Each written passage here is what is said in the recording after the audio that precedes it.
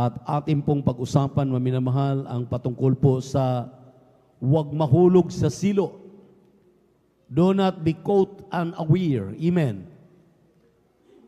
Ito po ay masidhing warning, pakipag-usap, at mga payo ng mahal na Panginoon sa atin dahil bago natin basahin ang mga talata, maminamahal,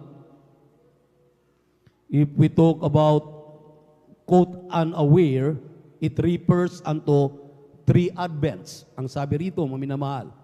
First is, we are talking the second coming of our Lord Jesus Christ. So, atin pong isa sa alang-alang, atin pong isasama dito sa pag-aaral na ito na ito pong huwag tayong mahulog sa silo dahil nalalapit at napipinto na ang pagbabalik ng ating mahal na Panginoon, yung second coming niya. Na ang pangalawa po ay ang rapture na tinatawag, rapture of the church, yung pagdagit ng mga banal. Amen. Pangatlo, maminamahal, ay yung pong ang tumutukoy dito na huwag tayong mahulog sa silo, do not be caught unaware, dahil mismo yung ating physical death. Physical death, yung pong ating kamatayan, wala pong nakakaalam dyan. Amen. Amen.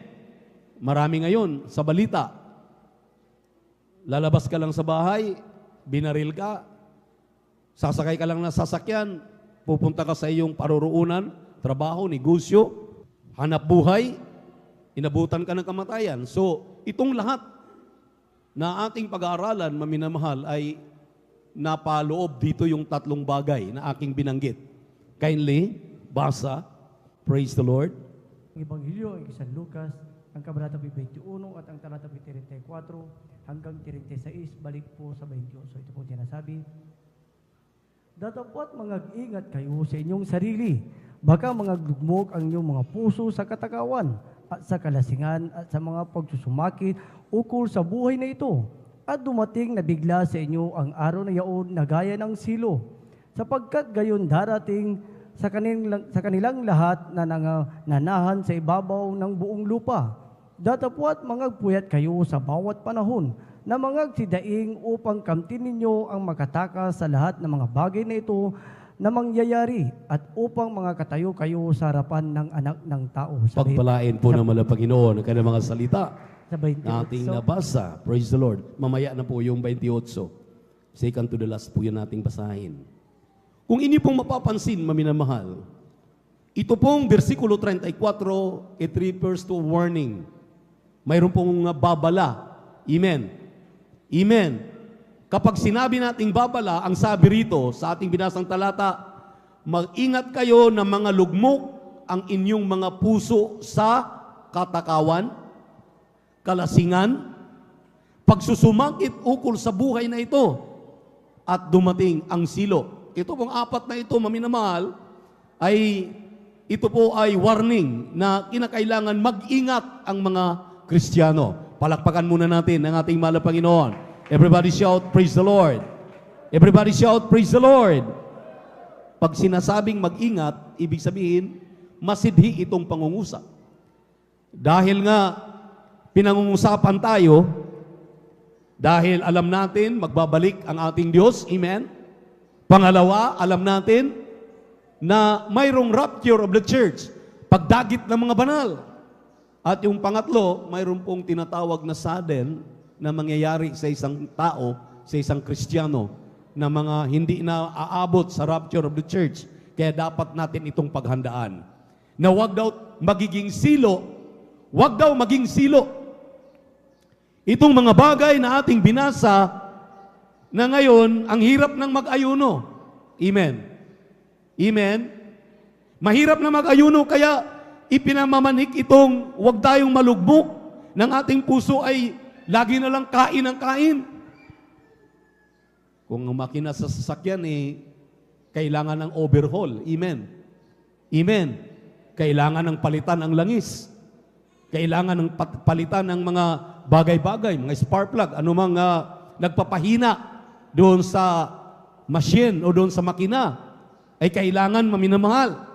Yang sabi rito, huwag mahulog sa kalasingan. Dahil yung kalasingan na ito, maminamahal, ay nagre-repair ito ng dalawang bagay. Kalasingan ng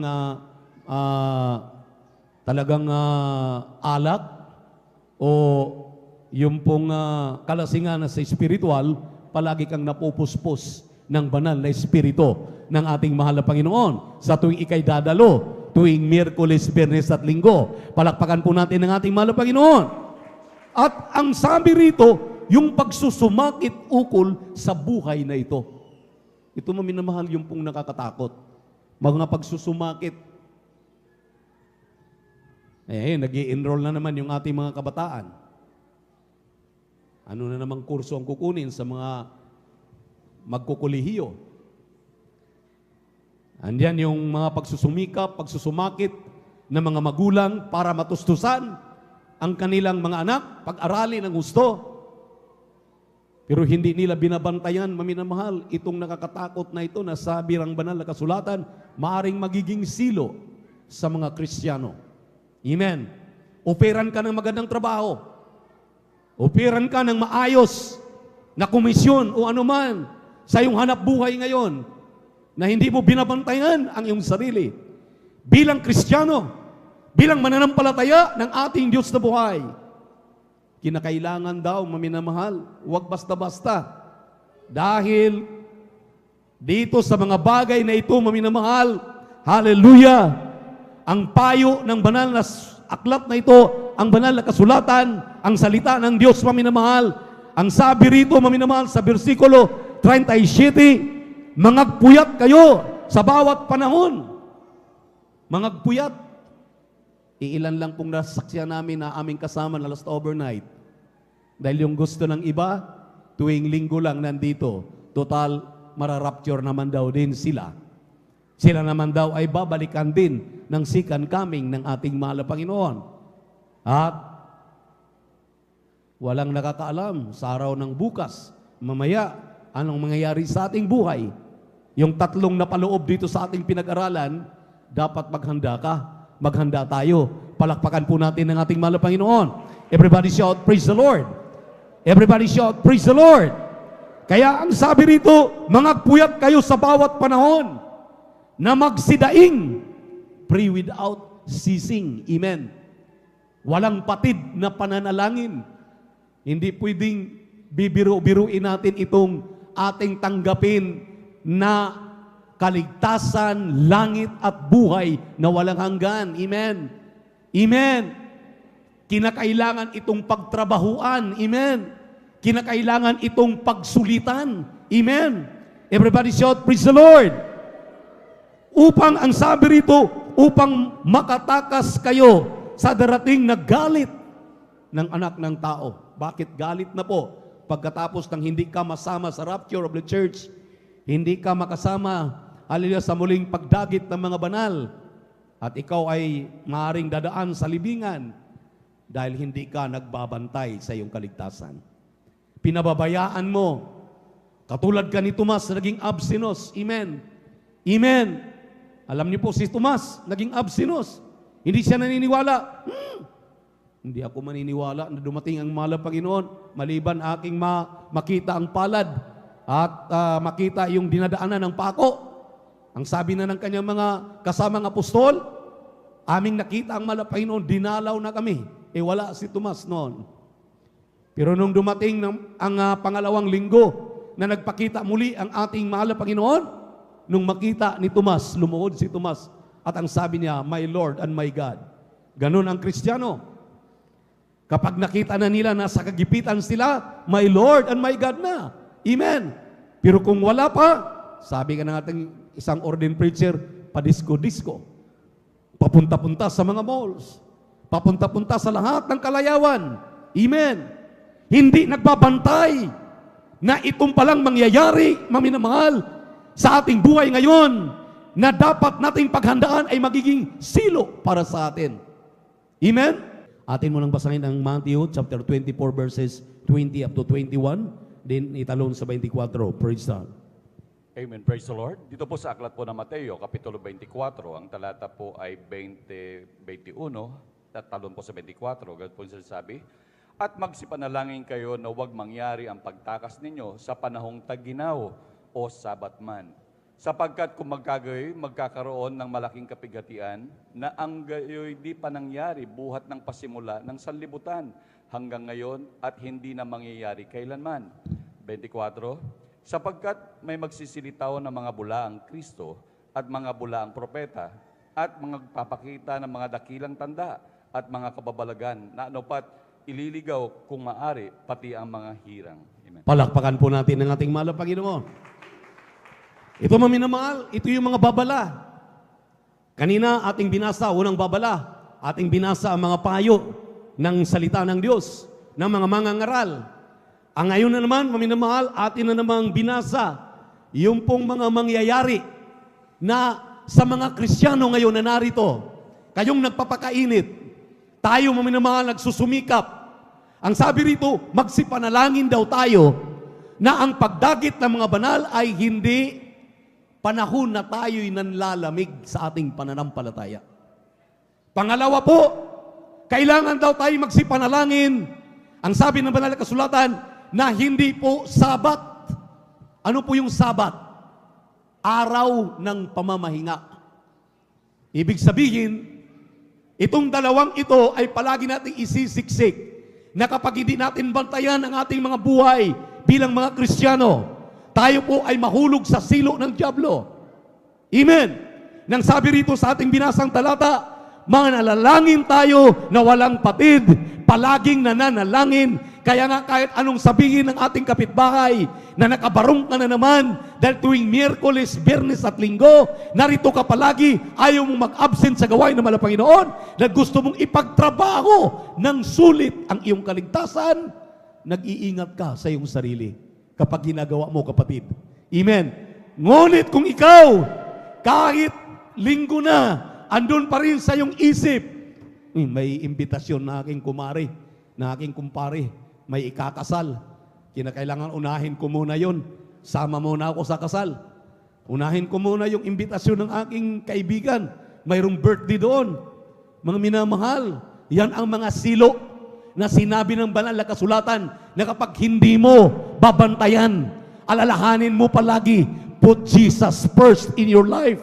Bilang Kristiyano, unahin mo palagi sa isip mo, sa puso mo, sa buong pagkatao mo, na si Jesus lamang ang mga pagligtas sa iyo. Si Jesus lamang ang may akda sa lahat ng bagay sa mundong iyong ginagalawan. Si Kristo lamang ang kailangan mo. Hindi yung iyong kapitbahay magbi-birthday. Hindi yung iyong mga kamag-anak na nag-iimbita na masasagasaan na yung iyong buhay espiritual. Amen. Minsan ipinagpapalit na natin sa ating mga loved ones yung ating panahon sa paglilingkod sa mahal na Panginoon. Hati tayo, mahal na Panginoon. Okay, sa linggo ako, nandyan sa'yo. Miyerkules at Biyernes, dito ako sa aking gustong pupuntahan. Maminamahal ang sabi ng ating binasang mga talata, dumating nga sa inyo ang silo na anumang oras pagtunog ng pakakak, wala ka sa gawain ng mahal na Panginoon, hindi mo maririnig ang hudyat ng mga pagdagit sa mga banal. Sabi ng banal na kasulatan, mabuti pa'y hindi ka isinilang at hindi mo nakilala ang Diyos at hindi ka naging Kristiyano dahil ikaw ay naiwan sa pagdagit ng mga banal. Palakpakan po natin ang ating mahal na Panginoon. Sa unang Pedro, kabanatang 5, talatang 8 hanggang 10, be sober, be vigilant, ang sabi rito, mapagbantay, amen. Bantayan mo ang iyong kaligtasan. Bantayan mo ang iyong ginagawa na puro tama. Huwag mong haluan ng mali. Huwag mong haluan ng pagkakamali. Huwag mong haluan ng pagsuway. Amen. Amen. Dahil ayaw ng ating mahal na Panginoon, maminamahal, bilang Kristiyanong tinubos niya, may halaga ka, dugo niya ang kanyang ibinuhis doon sa krus ng Kalbaryo. Pinasan niya ang kasalanan mo, kasalanan ko. Napakabigat niyan, amen. Hindi ka dapat mapatawad. Dapat ikaw ang nagpapasan sa krus na yan. Ngunit ang Diyos na naawat, nabag sa'yo. Kaya nga, punong-puno ka ng karamdaman bago mo nakilala ang ministeryong ito, ang ating mahal na Panginoon. Nahabag sa'yo ang ating mahal na Panginoon. Ayaw niya. Dahil ngayon, ikaw ay ligtas na. ikaw ay narito na sa buong katotohanan. Ayaw niyang ikay malihis pa. Ayaw niyang ikay mawala pa. Amen. Kaya mag-ingat ka na mahulog sa silo ng dyablo. Kaya nga sabi ng Biblia, maminamahal, labanan mo si Satanas. Labanan mo ang tukso ng katawan. Labanan mo ang tukso ng sanlibutan. Amen. We are more than conquerors. Ang sabi ng banal na kasulatan, kung si Kristo ay nasa iyo, kung si Kristo ay nasa atin, we are more than conquerors in Christ Jesus. Palakpakan po natin ang ating mahal na Panginoon. Everybody shout, praise the Lord. Steadfast, unmovable. Ang sabi nito, always abounding in the work of the Lord. Sa 1 Corinthians chapter 15 verse 58. Unang Korinto 15:58, be steadfast, be unmovable, always abounding in the work of the Lord. Always abounding in the work of the Lord. Anong ibig sabihin ng always? Bakit wala ka pag Miyerkules? Bakit wala ka pag Biyernes? Pag sinabing always abounding in the work of the Lord, ang ganda ng pagpapaliwanag sa pagbibigay, nire-resist mo. Ayaw mo. Ayaw mong pagpalain. Ang pagpapala ay nasa pagbibigay. At kung ikaw ay naging matapat, tapat din ang Diyos na magbabalik sa iyong katapatan. Hindi naman yung iyong binibigay, na iyong binibigyan, ang iglesyang ito ang makikinabang, ikaw na nagbibigay ng may katapatan, ang makinabang. Palakpakan po natin ang ating mahal na Panginoon. Everybody shout, praise the Lord. Sino makinabang kung lagi ka sa gawain ng mahal na Panginoon? Hindi ka maulog sa tukso. Every Wednesday, Friday, and Sunday, nandito ka, malayo ka sa tukso. Pero kung wala ka rito, linggo ka lang, kakalabitin ka lang ng diablong si Satanas.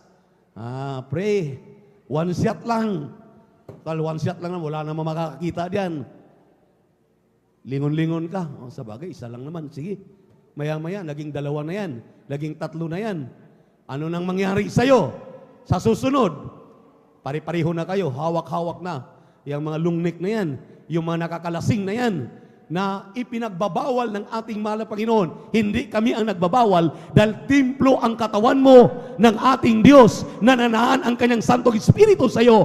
Ayaw niya na bigyan kahit kunting panahon ang dyablo na maghahari sa katawan mo. Kaya kahit tigsim lang, Bisaya pa, tigsim, yung ano lang ba, one shot lang, wag na wag mong gawin dahil you are the temple of the living God. Kung sino man ang sisira sa templo ng Diyos, sisirain din ng ating mahal na Panginoon. Ang sabi ng 1 Corinthians chapter 3 verse 17 and 18. 1 Corinthians chapter 6 verse 19 and 20. Andyan, maminamahal, yung ating katawan, itong katawan natin na ito, templo ito ng ating mahal na Panginoon. Kaya nga ang sabi ng Biblia, mag-ingat kayo na huwag kayong mahulog sa silo ng dyablo. You will not be caught unaware. Amen. Amen. Akala mo, tama pa yung ginagawa mo. Akala natin, tama pa yung ating ginagawa. Yun pala'y nagkakamali na tayo. Bakit? Lagi tayong wala sa gawain. Lagi nating inaaway yung mga mangangaral, yung nangangasiwa sa atin, na walang ibang ginawa kundi mag-isip para mapabuti ang iyong buhay espiritual. Turuan ka ng tama. Amen. Amen. Wala namang mga tatayo dito sa pulpito na ang kanyang ipapangaral ay mapapasama ang Kristiyano. Ang aming ipinapangaral ay lahat tayo mapapabuti. Lahat tayo makaabot sa panuntunan ng ating mahal na Panginoon para magmana ng langit at buhay na walang hanggan. Palakpakan po natin ating Diyos na buhay.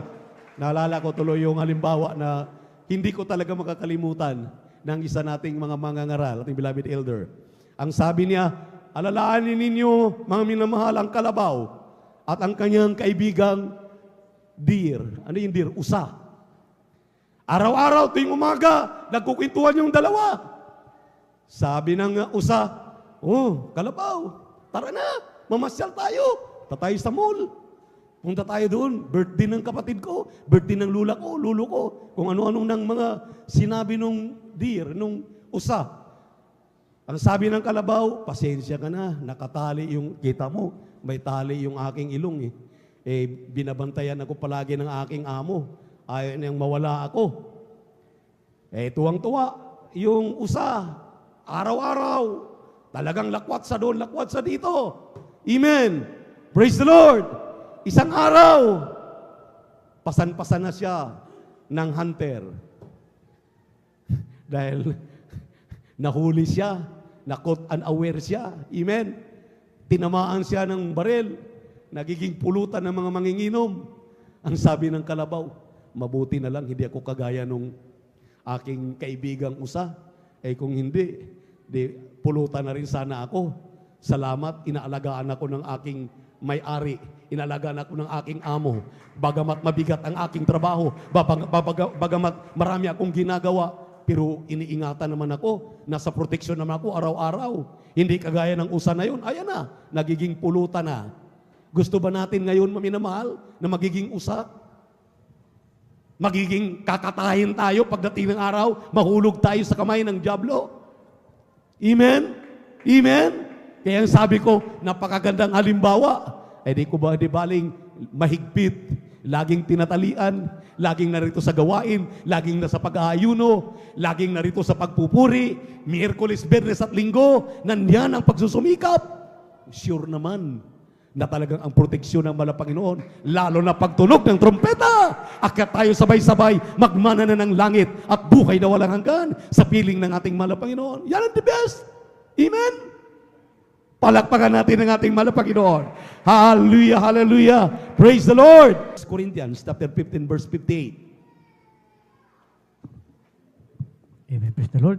Dito po sa unang sulat ni Apostol Pablo sa mga taga-Korinto, ang kabanata po ay 15 at ang talata po ay 58. Ito pong sinasabi, kaya nga mga kapatid kong minamahal, kayo'y magsitatag, huwag makilos, na laging sumasagana sa gawa ng Panginoon. Yamang nalalaman ninyo na hindi walang kabuluhan ang inyong gawa sa Panginoon. Tingnan niyo po, palakpakan natin ang ating Malapanginoon. Hindi maging walang kabuluhan ang ating ginagawa. Puro kabutihan. Amen? Yung tatayo ka rito para magpatotoo at ang daming na bless sa patotoo mo. Yung tumayo ka rito, maminamahal, upang umawit. Nung umawit ka, hallelujah, napuspos ka, pati yung mga kapatiran napuspos ng banal na espiritu ng ating Malapanginoon. Di ba pagpapala yan? Amen? Amen? Yung ikaw ay nagiging pagpapala sa iglesia ng ating Malapanginoon, na yung mga pangailangan ng banal na iglesyang ito natugunan ng dahil sa iyong katapatan. Di ba maminamahal? Ang sabi ng Biblia, huwag kang mag-alala. Hindi yan kalimutan ng Malapanginoon. Yung mga mabubuti mong gawa, susuklian ka pagdating ng araw, magulat ka. Dahil sabi mismo ng Malapanginoon, Diyos mismo ang magpahid ng mga luha mo sa iyong mga mata. At sasabihin ng Malapanginoon, welcome, hallelujah, ikaw na masugid na sumusunod, hindi nahulog sa silo ng dyablo. Welcome sa iyong tahanan, ang langit na aking inihanda sa inyo, ang langit na aking pinagsumikapan na inyong paglalagyan pagdating na ikaw at ako ay magtatagumpay. Palakpakan natin ang ating pinakamamahal na Panginoon. Everybody shout, praise the Lord! Kunting panahon lang, maminamahal. Di kayo nakapansin? Nababalitaan ko, maminamahal, mga sekreto ito na bagamat on live tayo, on webcast, mayroong panibagong siglo o panibagong bugso ng pandemic na ito na, maaari lang hudyat na bago mangyari ito, maminamahal, rapture will take place. Pinaplano na, planchado na, nakalik ito dahil talagang ang mga Kristiyano, ang sabi nga ng isa pang katangian ng mga payo sa atin, may minamahal ng ating mahal na Panginoon, ay bibigyan tayo ng tinatawag na discerning spirit. Amen? Amen? Praise the Lord. Everybody shout, praise the Lord. Na tayo daw, minamahal, ay magkaroon ng tinatawag na discerning spirit na malaman mo ang tama at ang mali. Amen? Kinakailangan daw ang Kristiyano, dahil palagi silang puspos ng Espiritu ng Diyos, magkaroon sila ng discerning spirit. So, yung discerning spirit na ito, dapat ito ang mag-guide sa lahat ng mga pinagpalang mga anak ng Diyos, na yung kanilang nirorumbo, yung kanilang tinatahakan, yung kanilang direksyon ay tama. Palakpakan natin ng ating mahal na Panginoon. Everybody shout, praise the Lord. Kung ikaw ay lilihi sa kaliwa, sa kanan, atras ka, alam mong hindi mo marating yung pinupoint mo kung saan ka patutungo. Kinakailangan magkaroon ka ng tinatawag na discerning spirit yan. Magkaroon ka ng tinatawag na pagkaunawa na galing sa Diyos. Ang Espiritu ng Mahal na Panginoon ang magbibigay sa iyo ng pangunawang espiritual na makatotohanan na hindi ka mapababayangan. Ano pong mga sinyalis nito? Ang dami. Di ba yung mga kapatiran natin na mahuhold up na? Mahuhold up na? Ang sabi ng mga kapatiran natin, malapit, patawarin niyo po ako. Ingatan mo po ako, Mahal na Panginoon. Pagtingin ng hold upper, sorry ma'am, sorry sir, hindi kayo kasali. Nagkamali ako. Nagkakamali. Grabe maminamahal. Yung kapatiran natin, yung ating mga manggagawa, sasakay sa bus. Tumawag ang mahal na pastor. Nasaan na kayo? Andito na po sa bus, mahal na pastor. Papunta na kami sa Buanga. Sabi ng mahal na pastor, wag kayo sumakay dyan. Sa sunod na kayo sumakay. Sabi nila, ang ganda na ng aming upo dito. Bakit pinapababa pa kami ng mahal na pastor? May discerning spirit ang pastor ng Diyos. Pinababa sila. Di ngayon, bumaba sila sa pangalawang bus. Nauna ang isang bus. Habang nauna ito, maminamahal, nagsunod sila. Pinara doon sa unahan ng kanilang pagtatravel. Pinababa yung gustong ipababa. Yung hindi, pinasabog. Sumabog yung bus nila. Di sabi ng mga manggagawa, kung sumakay kami, kasama kami sa pagsabog ng bus. Pero sabi ng man of God, bumaba kayo, lumipat kayo sa isang bus, wag yang bus na yan ang inyong sasakyan. May discerning spirit ang ating mahal na pastor. Bakit naalala niya ang kanyang mga manggagawa na sabihan niya na wag kayong sumakay diyan? Di ba ang dami na nating mga patutong narinig? Mabubusbusan, mahulugan ng rumaragasa na mga putik, pero iniingatan ng mahal na Panginoon. Amen? Yung mga sasakyan maminamahal na napagkamalan, na binabaril, na hindi alam bakit nabaril nila, napagkamalan lang. Pero yung mga Kristiyano, nasa pag-iingat palagi ng ating mahal na Panginoon. Bakit? May mga discerning spirit na ibigay ang mahal na Panginoon sa bawat isa sa atin. Once na ikaw ay mainit, palaging dumadalo, Miyerkules, Biyernes at Linggo, kinakailangan ikaw ay huwag masilo, huwag kang mahulog sa kamay ng dyablo, huwag kang makot an awir. Amen. Amen. Palakpakan natin ang ating mahal na Panginoon. Everybody shout, praise the Lord. Purihin ang ating mahal na Panginoon. Sa 1 Corinthians chapter 10 verse 12, praise the Lord. Kaya't ang may akalang siya'y nakatayo, mag-ingat na baka siya ay mabuwal. Amen. Tingnan po Kaya sa mga nag-aakalang sila'y nakatayo, mag-ingat daw na baka sila mabuwal. Ito'y talagang masidhing warning. Huwag nating sabihin, mainit ka ngayon. Ang sabi rito, bukas makalawa, mahuhulog ka. Ikaw ay mabuwal, ang sabi rito. Kaya kinakailangan talagang mag-ingat ang mga Kristiyano. At pakibasa na po sa Lucas 21:28. Kindly, praise the Lord. Amen, praise the Lord. Ang Ebanghelyo ay isang Lucas, ang kabanata 21, at ang talata 28, so ito pong sinasabi, datapat kung magpasimulang mangyari ang mga bagay na ito, ay magsitingin kayo at itaas ninyo ang inyong mga ulo sapagkat malapit na ang pagkatubos ninyo. Amen. Palakpakan natin ang ating mahal na Panginoon. Yung pandemic na second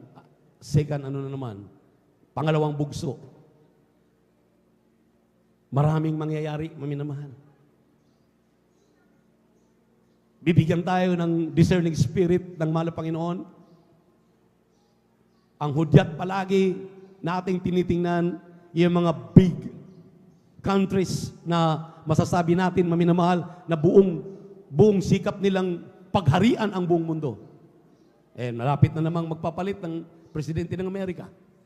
Itong panggugulo sa atin diyan sa West Philippine Sea. Mga dambuhalang mga bansa. Anong kaugnayan dito sa ating pinag-aralan? Itong aking mga binabanggit. Malaki.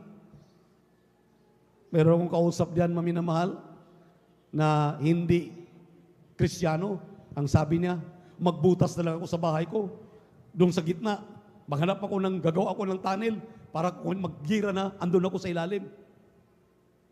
Sa mga Kristiyano, baka gayahin natin yan. Sabihin natin, pupunta lang ako ng Mars para doon ligtas ako. Walang ligtas. Ang ligtas ay na kay Kristo lamang. Lahat ng na kay Kristo, naglilingkod na may pagsusumigasig. Kaya mag-ingat na baka kayo nakatayo, baka kayo mabuwal. Ang sabi rito, pag nangyayari na ang mga bagay na ito, ihanda ninyo ang inyong mga sarili. Your salvation draweth nigh. Malapit na ang pagdagit ng mga banal. Malapit na ang pagtunog ng trompeta. Kung hindi mo marinig, dahil hindi ka nagsumikap, you were caught unaware. Ikaw ay mahulog sa silo ng sanlibutan ito. Wise ang Kristiyano. Wise ka. Hindi ka kasama sa masisilo.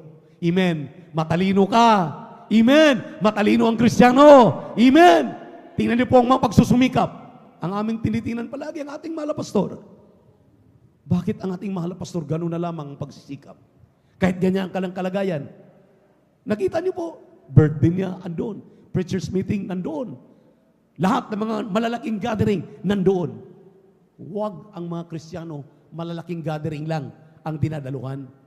Ang mahal na pastor, maminamahal, for 50 years na almost, nagtatrabaho ng ating mga kaligtasan dahil dumadalangin yan 24 hours nung kanyang kalakasan. Ikaw kaliligtas mo pa lang? Ikaw ay kaumpisa mo pa lang mag-aayuno? Kaumpisa mo pa lang? Hallelujah, tatayo bilang mangawit, bilang manunugtog. Ngayon magrereklamo ka na. Walang reklamo sa mga Kristiyanong tunay. Amen. Huwag kang magreklamo. Antok, nakakaantok kasi. Lagi na lang, para bang may pattern ng ating gawain. Kahit may pattern ng ating gawain, ginagawa mo yan dahil mahal mo ang iyong kaligtasan. Ayaw mong mahulog sa silo ng dyablo. Kaya sinisikap mong gawin ang mga bagay na ito. Kaya habang tayo umawit sa ating mahal na Panginoon, maminamahal, this is a quick warning to each and every Christian. Iniibig ng ating Diyos ang ating mga kaligtasan. Iniibig tayo ng ating mahal na pastor. Iniibig kayo ng iyong mga nangangasiwa dito sa mga probinsya. Sa lahat ng ating minamahal na mga webcast viewers, huwag kayong manatili, manood na lamang. Dumalo kayo sa Jesus Miracle Crusade International Ministry sa mga gawain ninyong kinalalagyan dahil nandito ang kaligtasan. Huwag kayong mahulog sa silo ng dyablo. Kaya aming makapiling hanggang sa pagdagit ng mga banal.